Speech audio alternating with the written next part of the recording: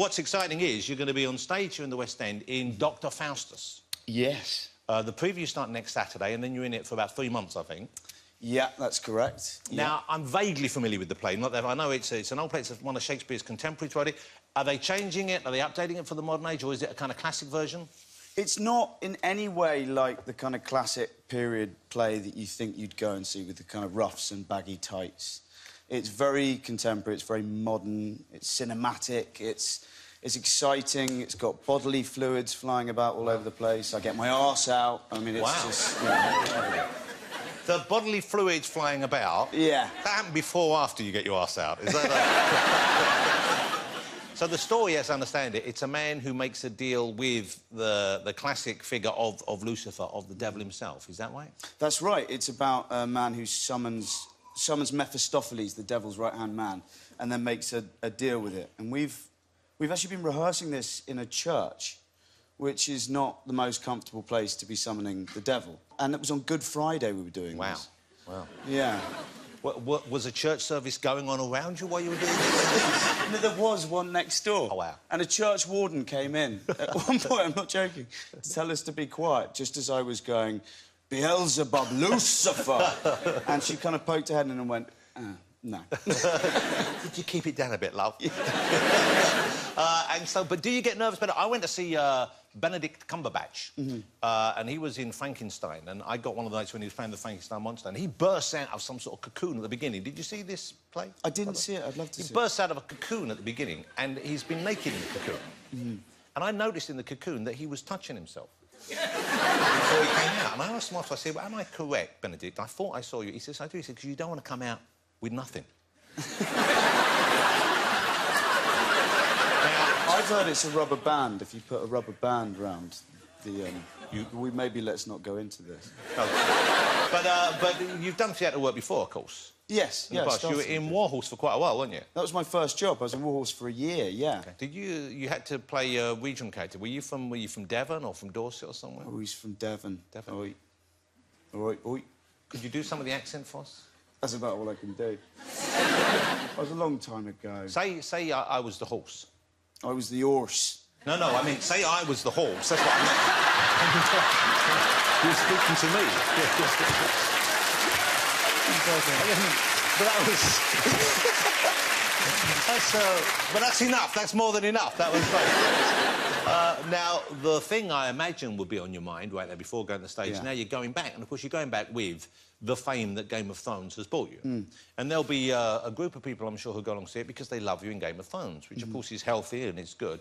But I know, once again, if we go back to Benedict and other actors who've made that leap from a super popular TV or film thing onto stage, you get fans coming along who are there not necessarily to see the production, more to see the lead, and they get a bit carried away. Are you concerned about that? Are you worried that they're going to get, you know, they're there for Game of Thrones, but obviously it's not Game of Thrones? I think that's the brilliant thing. That's why I'm in this play, is to bring a whole new group of people into the theatre that maybe don't go to the theatre very often, that are more TV fans or film fans. And that's, if I can bring that, that's a wonderful thing. And it's actually, strangely, in the vein of Thrones in many ways. It's very dark and it can be quite gruesome. And because there were illusions on stage as well. Is that why? Is that tied? That's not in the original version as such, or is it? No, there's a contemporary... So the middle section of the play, people sometimes think wasn't written by Marlowe. It's a very strange middle section of the play.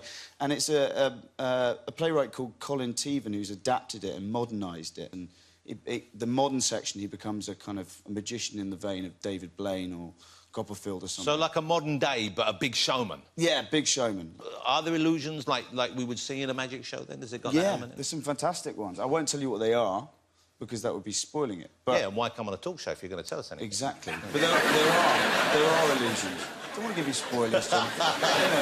I know you and spoilers, but your whole life must have been, I would have thought, for the last few years now... One big spoiler. Well, but one big spoiler alert, because you must get that all the time, don't you? People just saying, what's going to happen next? Do you know how it ends? And those kind of questions. Yeah, I get it. I mean, there's a guy at my Sainsbury's. I go... I love this man. He's very dear to my heart. What section is he working? He sees me come in and he goes straight to the till and he bars everyone else from, you know, he just flicks them across until I get there and he goes, "You ain't dead, did it?" And I'm like, no, I am dead. And he goes, nah, you ain't dead. And you're like, how do you know? I'm dead. And he goes, you'd be crying if you were dead. And this happens every time I go. Well, he has a point, because you would be sad if you were dead. Yeah, but he's just... I think he thinks I'd be weeping in the street for the rest of my life. That So, when you're out and about, I imagine that's not just Sainsbury's. That's pretty much everywhere. Yeah, it's got to be. Yeah. The last year has been quite intense in that way. We did something which I hope you forgive us for. We hid a camera on you. Yes. Well, we hid a camera on you to see what You didn't know about this, did you? No, I had no idea, Jonathan. To see what he has to deal with on a regular basis, and this is it. This is him arriving at the studio today. Check this out. Oh, mate, are you dead? Are you dead? Are you dead? Are you dead? Come on, tell me, are you dead? Are you dead? Come on, come on. Dead, dead, dead, dead, dead, dead, dead, dead. Can I ask you something? Are you dead? Are you dead? Oh, aren't you that dead guy from that show? Whoa, stop there, stop there. I thought you was dead. Excuse me. Sorry, aren't you the dead guy?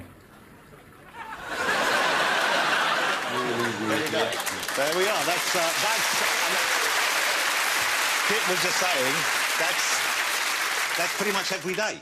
That's very accurate to my life. It's scary watching that. Even the urinal scene. That's a spoof. That's actually...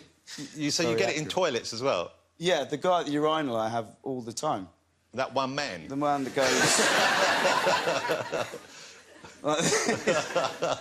So, how do you do it, though? How do you keep the secrets that you must know about the show going forward? Mm-hmm. How do you manage to get through it without giving that away? I guess you have a few close people you can talk to about it. Not that it's like therapy, you need to get it off your chest, but I guess there are some people you can trust, or do you not speak to anyone? I am no longer involved in the show. Oh, yeah. So any secrets that are with the show, I don't actually know anymore. So it becomes very easy, Jonathan. Yeah. So you're looking at me like you don't believe me. It's going to be so relieving when people actually see the show and realise that I don't come back. So we should set up for the sort of 3 or 4 people in the world who haven't been watching Game of Thrones. You were killed. Jon Snow was killed at the end of season 5. Mm. And so you're kind of out of the show. Yes, very much so. But you were back filming in Belfast while they were playing all there. a corpse. I was there for a little bit. I was there for about a month or 2 months. It was always spread over a bit. And yeah, because when you're lying dead, you've got to feel a couple of months. I mean, they can't knock that off in a day, can they? I won't tell you how many episodes I'm lying dead, but it's enough that I was out there for quite a while. Wow, so there's a lot. So your body's lying dead quite a lot in lots of different scenes? Yes. You're just walking past and there he is again. How did he get there? It's going to be so satisfying when you see it. Someone's putting a bottle away. What's this on the shelf? Jesus Christ. You was dead, ain't you, mate? You know? And you realise that I was telling the truth the whole time. Do you get this from famous people as well, not just muggles? Yeah, I get this from everybody. Me and my brother went we got invited to Wimbledon recently, Lovely. as you do. And we got sat with... It was... a royal was hosting. We didn't know which royal it was, and it was the Duchess of Cornwall. And she was hosting it, and we got sat with her, me and my brother, and she leant over the table and said, "Are you dead?" No word of a lie. I wish she'd said, "Is one dead?" That would have been... Game of Thrones is pretty much... it's one of the biggest shows in the world. I would say that and Walking Dead are probably the 2 biggest global shows, I would have thought. And you must have opened a lot of doors for you, I guess. You've met a lot of people who are famous fans. I know you've met Stevie Wonder. Was he a fan of the show when you met him? Stevie Wonder, yeah. Yeah, well, I mean, I don't know if he was. I asked him just the most awful question, which still haunts me at night time, which... I just asked him if he'd seen the show. Oh. It's just... the thing not to ask Stevie Wonder.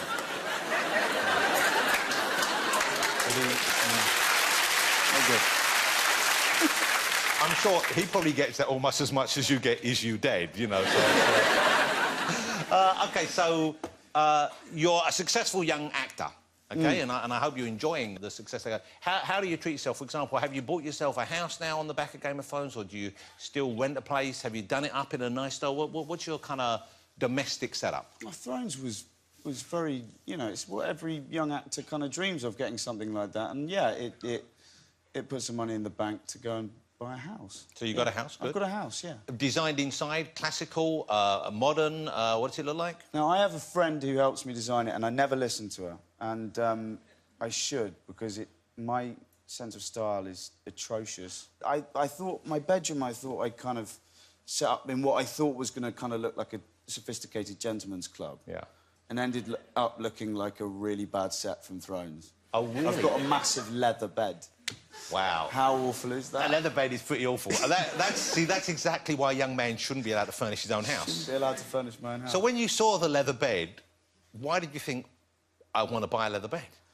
I don't know. I thought in some ways it would be kind of grand and beautiful, and now I have to apologise for it every time. Because in other ways, it's just sort of creepy and wiped clean. Yeah. The sheets aren't leather. It's not got leather sheets. What? Well, that would be weird. I don't think they make leather sheets. OK, so we have some questions, because obviously there's a lot of speculation online, that's what I was saying. Yeah. And I thought you might want to see some of the speculation. I know you can't necessarily answer, but I thought we could ask you to answer yes, if you feel you can. Yeah. No, if you feel you can answer that without giving too much away. Sure. Or you could just say something like, I know nothing. OK. Good game. Let's go. But we are going to add an element of fun to this interrogation. What we have is the this? Stone of Truth here. Here's the Stone of Truth. You have to put your hand in the mouth of the Stone of Truth and hold on to what we're calling its tonsils. Right. And the tonsils, completely autonomous to anything I'm doing, will respond with a small electric shock depending on the quality of your answer. OK, you want to put your hand in the Stone of Truth? OK. And grasp the dongle of perception. OK. OK, you're good there. I'm good on this side. All right, here we go. OK. Are you dead? Yes. Do you feel that? Actually gives me a shock. On a scale of 1 to 10, how bearable was the shock? 5. OK, I can turn this up a bit.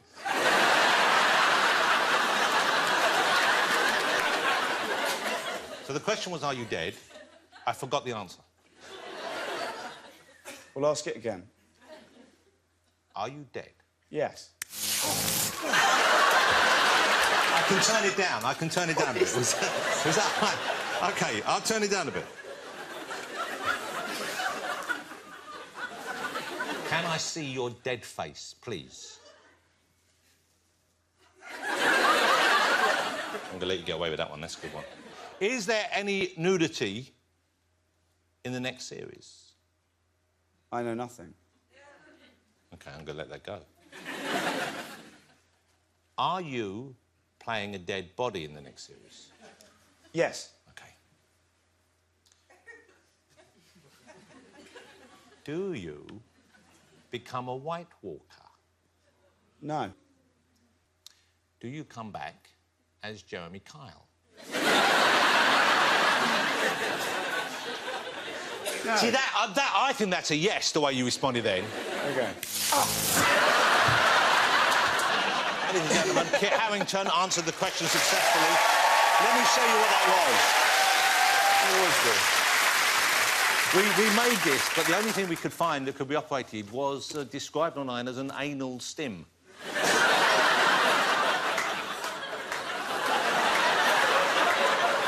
They're shaped. You'd be amazed, though, because second-hand, they're pretty cheap, those things. It really wasn't a lot of money. We gave it a wipe off and everything. Seriously painful. Kit, thank you for coming on the show.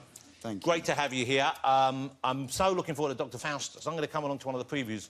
They start next Saturday, the 9th of April at the Duke of York Theatre, and you're just in it for a few months, so make sure you get to see it while you can. I can't wait to see you back as a White Walker in the new series of Game of Thrones. You're going to stick around for the rest of the show, I hope? Of course. No more electric